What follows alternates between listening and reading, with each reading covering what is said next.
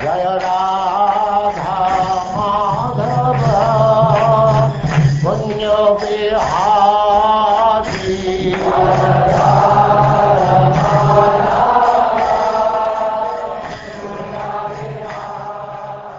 And now chapter 52, Rukmini's message to Lord Krishna.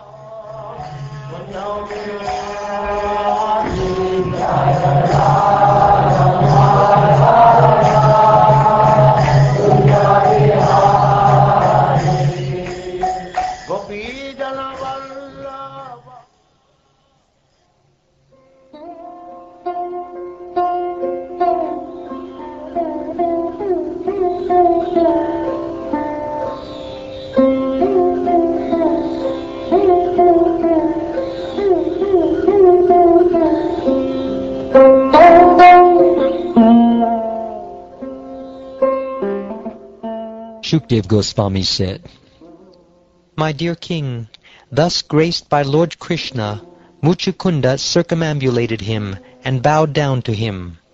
Then Muchukunda, the beloved descendant of Ikshvaku, exited through the mouth of the cave.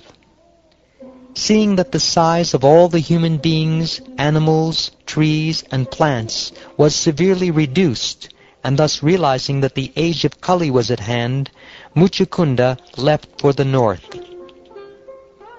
The sober king, beyond material association and free of doubt, was convinced of the value of austerity.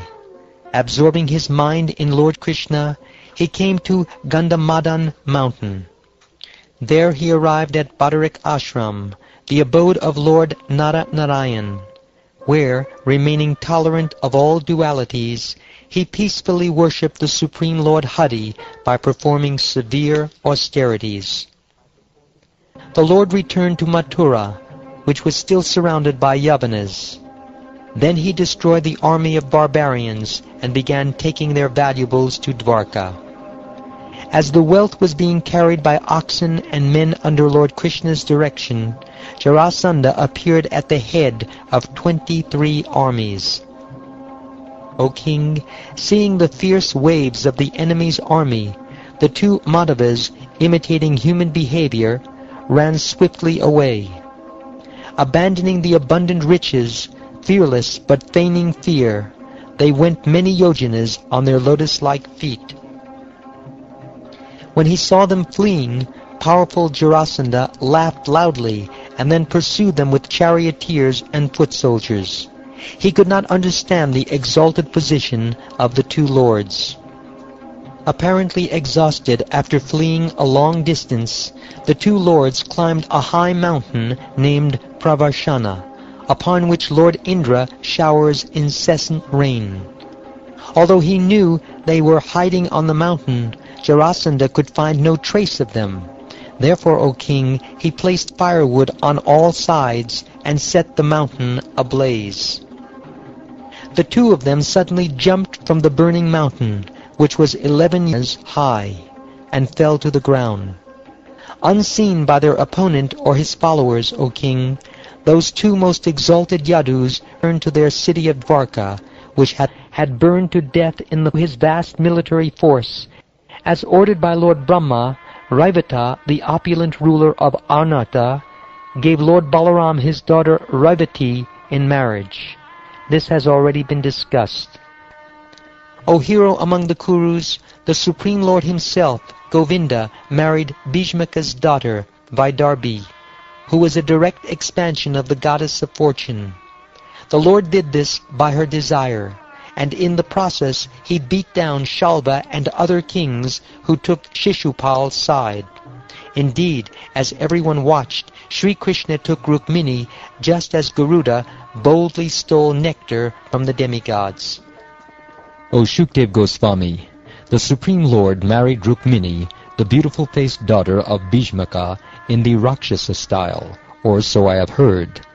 My lord, I wish to hear how the immeasurably powerful Lord Krishna took away his bride while defeating such kings as Magadha and Shalva. What experienced listener, O Brahman, could ever grow satiated while listening to the pious, charming, and ever-fresh topics of Lord Krishna, which cleanse away the world's contamination? There was a king named Bhishmaka, the powerful ruler of Vidarbha. He had 5 sons and 1 daughter of lovely countenance. Rukmi was the firstborn son, followed by Rukmarata, Rukmabahu, Rukmakesha, and Rukmamali. Their sister was the exalted Rukmini. Hearing of the beauty, prowess, transcendental character, and opulence of Mukunda from visitors to the palace who sang his praises, Rukmini decided that he would be the perfect husband for her. Lord Krishna knew that Rukmini possessed intelligence, auspicious bodily markings, beauty, proper behavior, and all other good qualities. Concluding that she would be an ideal wife for him, he made up his mind to marry her. Because Rukmi envied the Lord, O king, he forbade his family members to give his sister to Krishna, although they wanted to. Instead, Rukmi decided to give Rukmini to Shishupal. Dark-eyed Vidarbhi was aware of this plan, and it deeply upset her.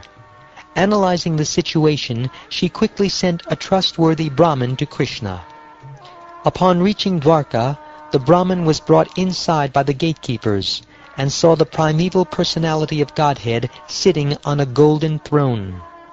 Seeing the Brahmin, Sri Krishna, Lord of the Brahmins, came down from his throne and seated him. Then the Lord worshipped him just as he himself is worshipped by the demigods. After the Brahmin had eaten and rested, Sri Krishna, the goal of saintly devotees, came forward, and while massaging the Brahmin's feet with his own hands, he patiently questioned him as follows. The Supreme Lord said, O best of exalted Brahmins, are your religious practices, sanctioned by senior authorities, proceeding without great difficulty? Is your mind always fully satisfied? When a Brahmin is satisfied with whatever comes his way, and does not fall away from his religious duties, those very religious principles become his desire cow, fulfilling all his wishes. An unsatisfied Brahmin wanders restlessly from one planet to another, even if he becomes king of heaven.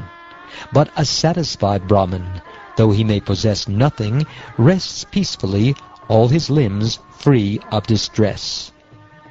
I repeatedly bow my head in respect to those Brahmins who are satisfied with their lot.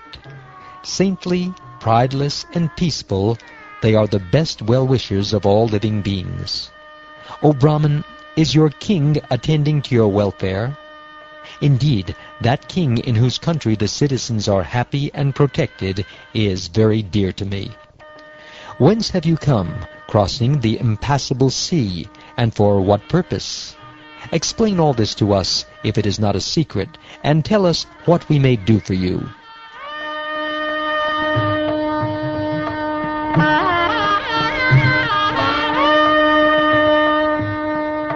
Thus questioned by the Supreme Personality of Godhead, who incarnates to perform his pastimes, the Brahmin told him everything. The Brahmin read the words of Rukmini to the Lord, saying, O beauty of the worlds, having heard of your qualities, which enter the ears of those who hear, and remove their bodily distress, and having also heard of your beauty, which fulfills all the visual desires of those who see, I have fixed my shameless mind upon you, O Krishna. O Mukunda, you are equal only to yourself in lineage, character, beauty, knowledge, youthfulness, wealth, and influence. O lion among men, you delight the minds of all mankind. What aristocratic, sober-minded, and marriageable girl of good family would not choose you as her husband when the proper time has come? Therefore, my dear Lord, I have chosen you as my husband, and I surrender myself to you. Please come swiftly, O Almighty One, and make me your wife. My dear lotus-eyed Lord, let Shishupal never touch the hero's portion, like the jackal stealing the property of a lion.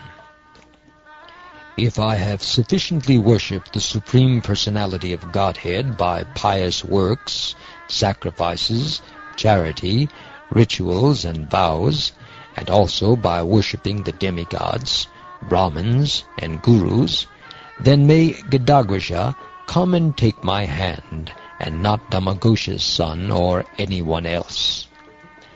O unconquerable one, tomorrow when my marriage ceremony is about to begin, you should arrive unseen in Vidarbha, and surround yourself with the leaders of your army. Then crush the forces of Chaitya and Magadendra, and marry me in the Rakshasa style, winning me with your valor.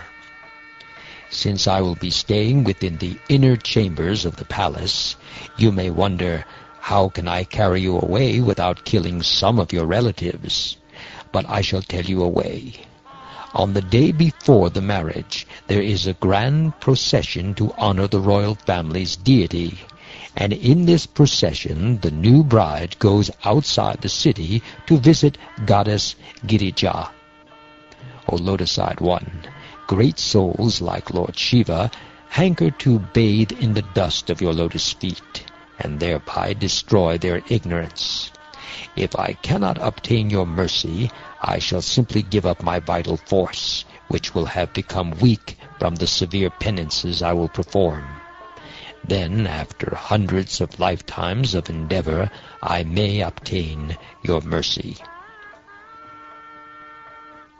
This is the confidential message I have brought with me, O Lord of the Yadus. Please consider what must be done in these circumstances, and do it at once.